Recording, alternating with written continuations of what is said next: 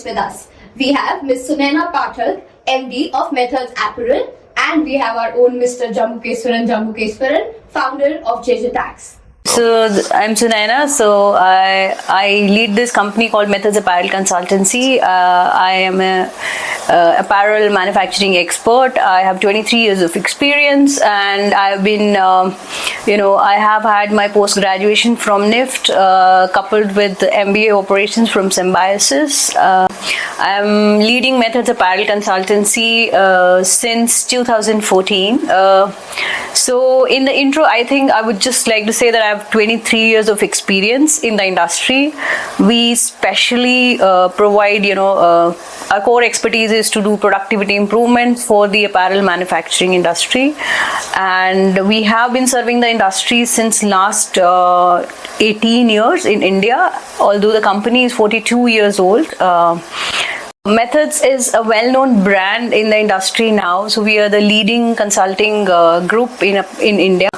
So today we are going to talk about the entrepreneurial journey of Jambu and Sunaina. I am Jambukeswaran, founder of JJ Tax, a chartered accountant by profession, and trying to make a difference by launching a tax app. My question was, how was Method started, and how did you join it?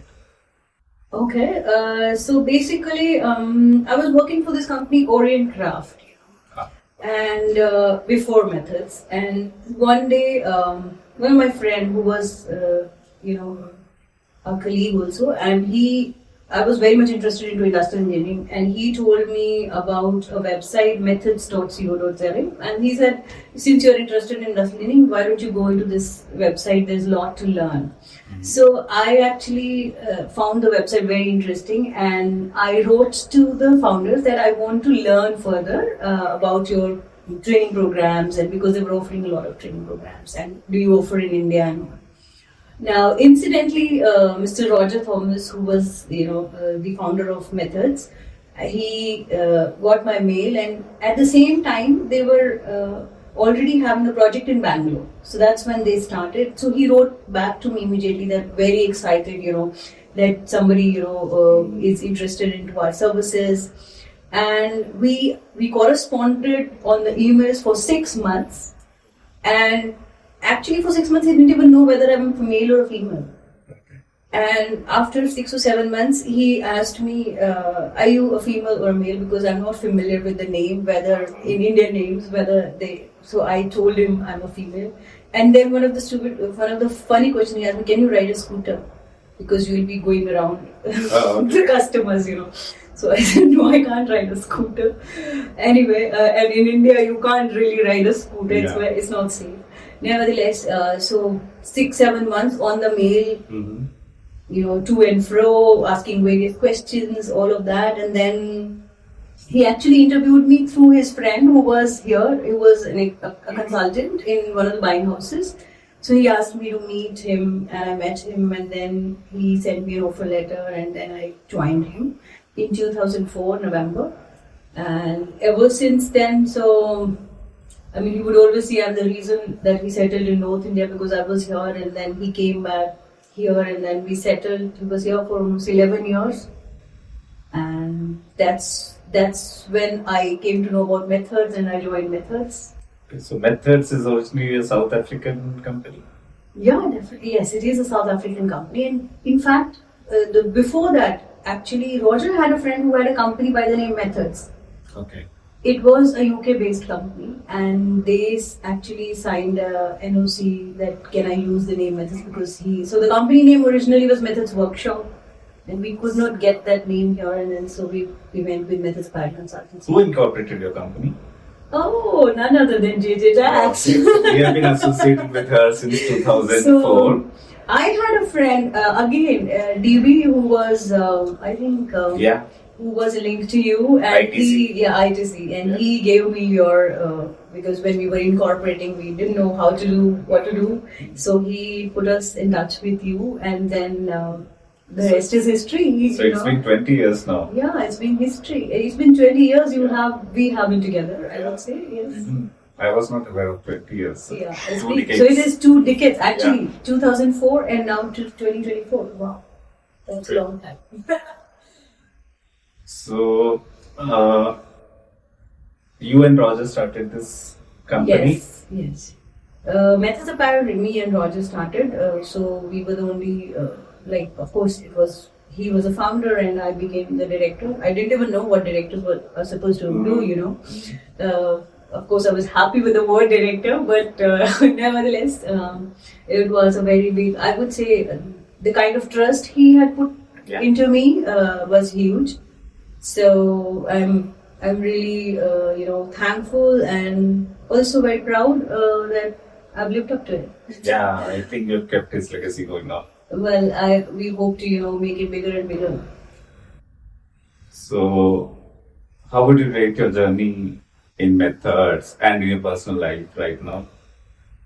I think it has been a very, I would say, a huge experience. That it's a very rich journey, I would say, from that point of view, because we have gone through from one or two. We were just me and Roger and Vijay who left, and then now we are almost 20 people. In consulting, it's pretty big. 20 people may not sound very big in number of people, but in consulting, it's pretty big. Plus, we also have almost 150 freelancers who work for our skilling wing. So that's also another feather that I would have. Last year, I was also given a national award for being the master trainer. Great. I think this should be highlighted. Kaushalacharya Award by the Ministry of Skills. Very nice. So, which basically. So, is that your biggest achievement till now? Well, there are many others. I would not say just one award because we have made. I think that the biggest achievement would be that we have made difference to so many lives in terms of training, in terms of when we bring manufacturing excellence to the factories, we train right from operators to supervisors to industrial engineers. So I think the kind of difference that we bring in people's life, I think that's the biggest achievement. So how many employment do you have generated by now? How much growth is contributed? So we've trained 15,000 trainers who in turn would have trained lakhs of people. That's a great achievement. So that's I think another thing to look at. And then we've trained last year only. We've trained almost 500 supervisors. So and then the kind of productivity improvement they bring to the manufacturing. Great. And we worked in 22 countries. When Roger came here, we have worked in 5-6 countries. So now we have done 22 countries. So and growing more. So on a scale of 10, how much would you rate you have achieved in life? So I would say probably 7, 8 because there's a long way to go. Yeah. I always believe that even if there are insignificant improvements, but if they're consistently done over a long period of time, it can bring stunning results. So the name of the journey is to do Kaizens every single moment. Great. So, Rudy, what are you doing? You're supposed to ask a question. No, I was just enjoying the conversation you people are having, so I didn't want to interrupt She'd it. forgotten the balance sheet part. Yeah. So I have some set of questions that I would like to ask you both. So you have been working with more than, you have 30 years of experience, both have more than 3 decades of experience. What difference you feel in the workplace environment then and now? And are there any challenges that you face now with dealing with Gen Z employees and, the new energy that comes up with... You want me to take up this first? Yeah. No, I think you work with Gen Z more. Actually, I enjoy working with Gen Z. The difference is very huge. Earlier, when I was running JJ Associates with only a handful of people, maybe 8-10, there was not too much interaction between the employees and us. So there was a real gap between, say, a leader and the people who are working. Sure. But now things have changed. Yeah, The Gen Z gives more ideas. definitely. Their outlook is totally different. I think it's the thinking part, the out of box sort of thinking, that the new ideas that the Gen Z brings on board. At the same time, I would say the challenges are also there. Yes, understanding them is a huge challenge. Right. I agree. But it makes us also Yeah, of feel course, younger when we are working definitely. with For them. sure. So Yeah. that's a great thing. Yeah, and I have 2 kids. so I'm dealing with Gen Zs all the time at home, also on a personal front. Particularly, I have a teenager and a 5-year-old, so I have 2 generations plus the office. So yeah, the teenager is the it's one another who used challenge. to. I saw him playing in the mobile when he was 2.5 years old. Yeah, definitely. Yeah. Yeah. So that is Gen Z, right? And now, I mean, if I talk about my 5-year-old, you see, he doesn't even type. He's like voice. They just voice everything. You know. He's smarter. It's So- even definitely. So it's He's Gen Z plus AI. Gen Z plus, right? Yes, true. And I think if you see the work culture then, I can just take you back then, because I remember my first placement. I was so scared of my boss, Okay. that probably we all were, I was there. Yeah, and he was a Sri Lankan guy and who would not take any shit, So kind of, we were so scared that we would think 10 times before we sort of give an idea. Give an idea. Right, but this is the best part. When Gen Z hits on an idea, they'll just have the straight access, or they'll just speak on their minds. And even today's kids, it's not, the parenting has changed, everything has changed. But I think the change is good. Yeah. Alrighty. So, how do you see the traditional concepts of success and achievement shifting in today's rapidly evolving world? And how does this influence the boundaries you set for yourself as the designations you hold? You being the founder, you being the MD. That's enough question. Yeah, but the success has changed because earlier success was measured in monetary terms. But now success is more about people getting to know you, and you being like she said, bringing about a difference in the life of other people by generating employment, by providing them skill, or maybe making their life much easier than what it was earlier. So I think that is a shift in the success part. And yes, still it's a long way to go for both of us to actually achieve success, and then keep on working on it. And I think the boundaries have to become flexible, in terms, because sometimes it's like money is just one form of wealth. I feel, your wellness is there, your community, your family, your growth, your everything becomes like a wealth to you. So I think as a leader, what we need to do is give space, or at the same time mentor them. Rather than, I think it's not the autocrat way. It's like mentor. You have to mentor them, rather than being the, Tanasha, I would say. So it's that era is probably gone. You cannot just continue to do with the traditional ways that it used to happen. Although probably, I would say, in our industry, there's a lot of Lala still doing it that way. But, sorry, no offense made, but they need to change as well.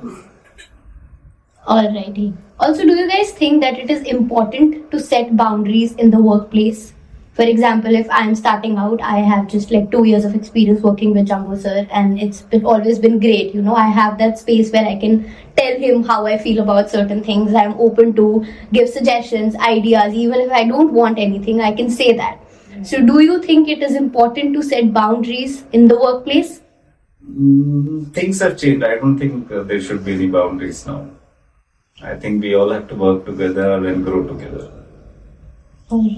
Yeah, I think maybe it should only be from the point of view that you have to maintain certain decorum, in the sense that from the point of view that there are no clashes, you have to do conflict management, and you have to make sure that everybody is polite and not rude, and those kind of boundaries, yes, that you should not go out of your own behaviorally, but otherwise from the point of view that you are giving a lot of space for people to grow, I think that's where you need to allow people to do that. Alright. Also, reflecting on your extensive experience, now it's a hustle culture thingy. So what do you believe are the most critical lessons about boundaries and balance that aspire entrepreneurs that should learn early in, to be comfortable in their career Why path? do you pick up this question from AI? This is not an AI question. This is not an AI question. Yeah. You want me to? seriously. Yeah. This is not an AI question. Obviously, it's an You AI. should have, you should have scripted AI answers as Ah, well. yeah. You want me to ask simpler questions? Simply quoted ones? Now you'll have to explain what you mean by this Hustle, question. hustle. What was the Hustle culture. What is the What is hustle hustle culture? culture? Hustle culture You know, is we are like 23 years old. hustle culture is this: we want always striving. For example, if I am the one, I want that designation quite quickly. I don't have patience to, grow in a particular pace or something. So That is hustle. with you, na? That is not with us. We are With- already at the zenith of our career. That is what the question is basically. The people who are starting out, the young entrepreneurs, the startup culture, so they want things early. They don't have that patience. So, what lessons have you learned in your journeys that you can suggest to young people? I think you've got to be patient and consistent, Mm. and there's no replacement of hard work. Yeah. There's no quick ways to. Correct. There will always be ups and downs in life. So you have to go through that and be patient when you're down. Exactly. So, these are some of the lessons: hard work. And another one I heard. I was actually reading a book, and one of the concepts that they gave was nothing fails like success. Yes. That means when you're at the top, you cannot be complacent. Correct. So that you should always remember that and keep striving towards giving your best, even in your best times. Like they say, the comeback should be stronger than the setback. Right. You have like extensive experience. So, how do you approach risk taking? What do you think about that in your own journeys?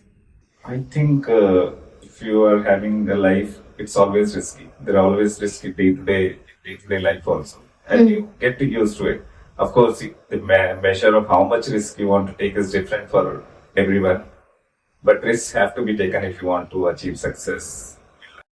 I think you can never grow in your comfort zone.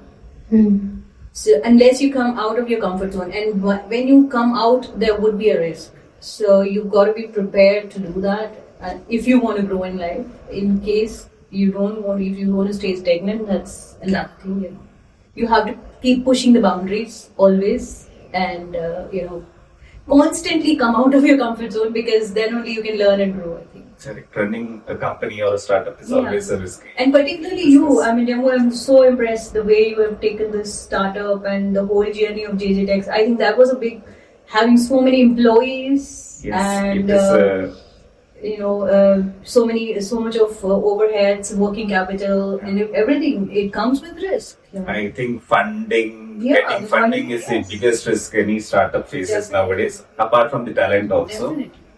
But yes, if you want to make a difference, It's then easy you to have start, do it. but sustaining Sustaining is is the most challenging part. But then that's the most enjoyable part as well. Hopefully it goes well. You have something to look up to every Right, day. yeah, every day. And That's work the on it. challenge.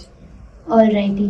Do you want to discuss any turning points that you have felt in your own journeys, which was like, okay, There are lots of turning points every time whenever you open a business or in a startup. People come, there is sometimes dearth of good people. Sometimes the people you think that you will stay on will leave you in between. It happens. It must happen with you also. Yeah.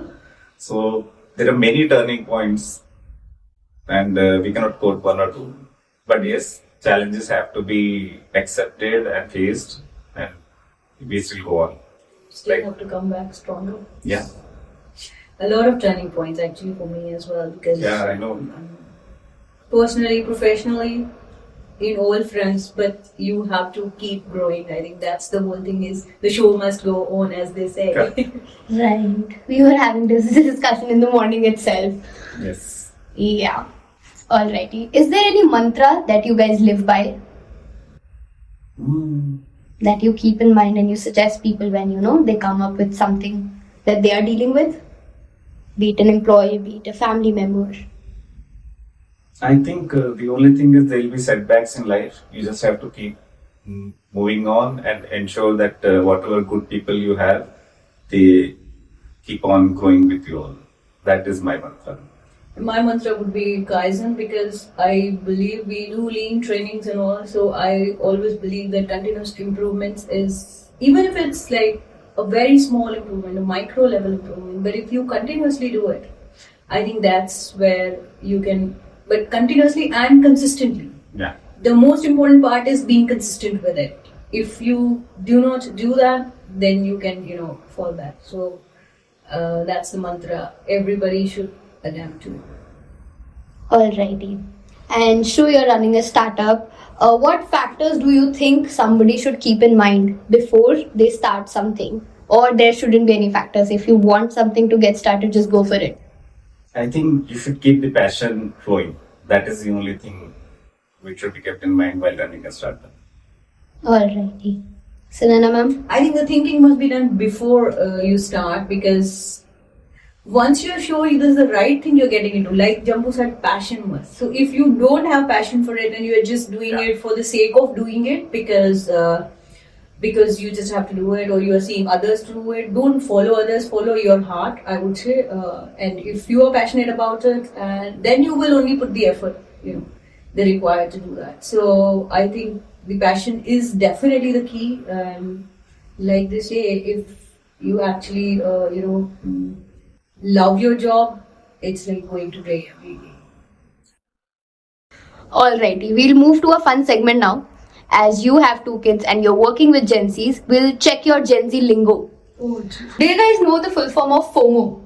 yeah, fear of missing out. Yeah. Wow. Nice. Flex. The one on which you have that behind.